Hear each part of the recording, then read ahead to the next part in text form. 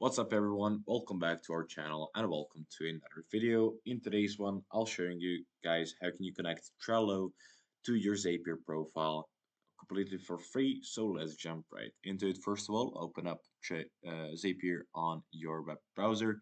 From the home page, navigate onto your app connections, and on the right hand side you will click on add a new connection.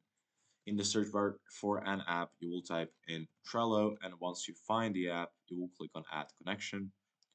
A new window will pop up where you'll have to authorize your profile, and once you do authorize it, and once you fill in all of your information, your Trello account will appear in this list of your app connections down here, as you can see, as my Google Calendar did. For example, you can manage it, delete it, and customize it from this page.